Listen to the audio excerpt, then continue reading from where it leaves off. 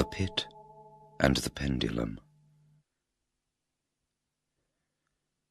I was sick unto death with that long agony.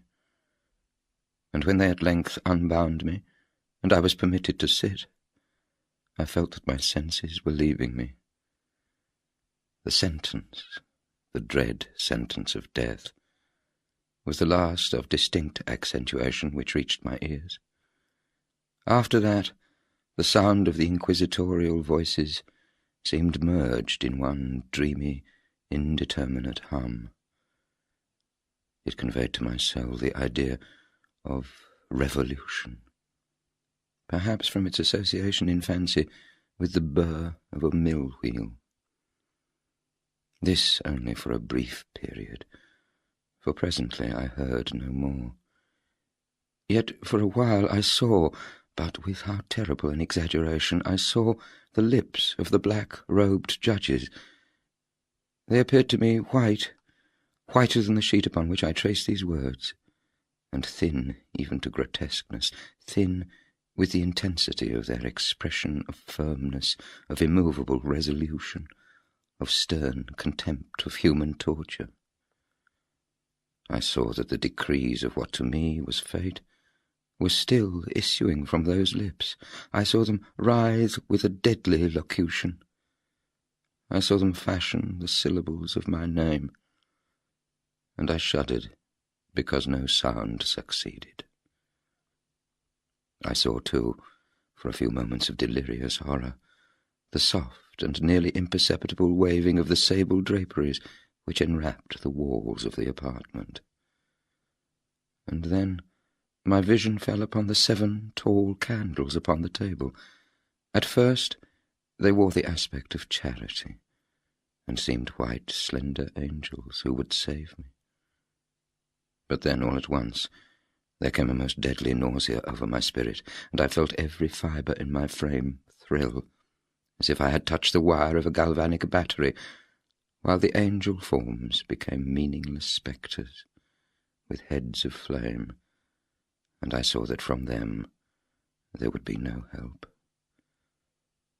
And then there stole into my fancy, like a rich musical note, the thought of what sweet rest there must be in the grave.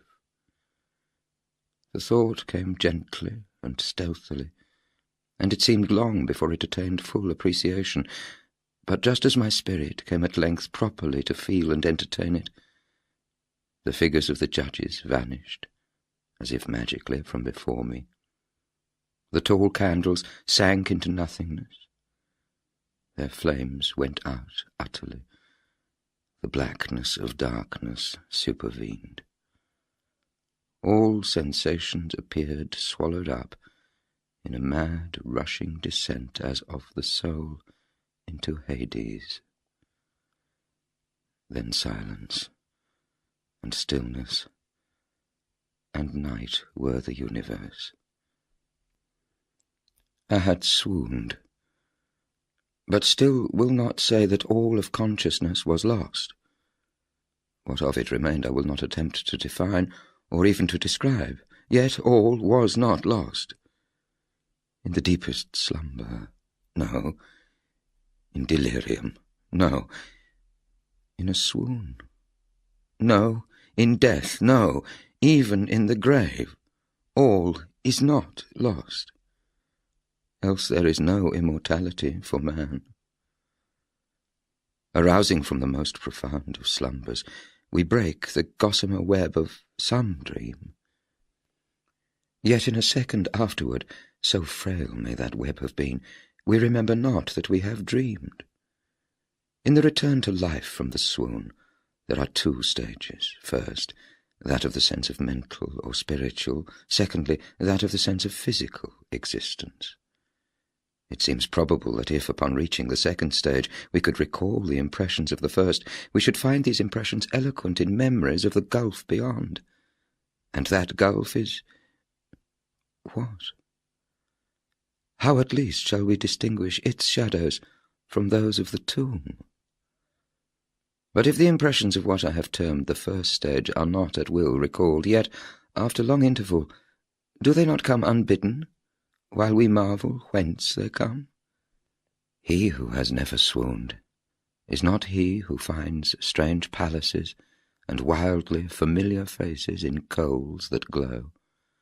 Is not he who beholds floating in mid-air the sad visions that the many may not view?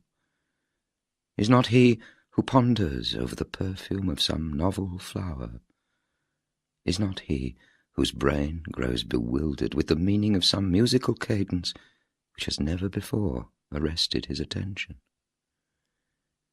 Amid frequent and thoughtful endeavours to remember, amid earnest struggles to regather some token of the state of seeming nothingness into which my soul had lapsed, there have been moments when I have dreamed of success. There have been brief, very brief periods when I conjured up remembrances which the lucid reason of a later epoch assures me could have had reference only to that condition of seeming unconsciousness. These shadows of memory tell indistinctly of tall figures that lifted and bore me in silence down, still down, till a hideous dizziness oppressed me at the mere idea of the interminableness of the descent. They tell also of a vague horror at my heart on account of that heart's unnatural stillness. Then comes a sense of sudden motionlessness throughout all things, as if those who bore me, a ghastly train, had outrun in their descent the limits of the limitless, and paused from the wearisomeness of their toil. After this I call to mind flatness and dampness, and then all is madness, the madness of a memory which busies itself among forbidden things. Very suddenly there came back to my soul motion and sound, the tumultuous motion of my heart, and in my ears the sound of its beating. Then a pause in which all is blank. Then again sound and motion and touch, a tingling sensation pervading my frame. Then the mere consciousness of existence without thought, a condition which lasted long. Then very suddenly, thought, and shuddering terror, and earnest endeavour to comprehend my true state. Then a strong desire to lapse into insensibility. Then a rushing revival of soul, and a successful effort to move. And now a full memory of the trial, of the judges, of the sable draperies, of the sentence, of the sickness, of the swoon. Then entire forgetfulness of all that followed, of all that a later day and much earnestness of endeavour have enabled me vaguely to recall. So far, I had not opened my eyes. I felt that I lay upon my back, unbound. I reached out my hand, and it fell heavily upon something damp and hard. There I suffered it to remain for many minutes, while I strove to imagine where and what I could be. I longed, yet dared not, to employ my vision. I dreaded the first glance at objects around me. It was not that I feared to look upon things horrible, but that I grew aghast lest there should be nothing to see. At length, with a wild desperation at heart, I quickly unclosed my eyes. My worst thoughts, then, were confirmed. The blackness of eternal night encompassed me. I struggled for breath. The intensity of the darkness seemed to oppress and stifle me. The atmosphere was intolerably close. I still lay quietly, and made effort to exercise my reason. I brought to mind the inquisitorial proceedings, and attempted from that point to deduce my real condition. The sentence had passed, and it appeared to me that a very long interval of time had since elapsed.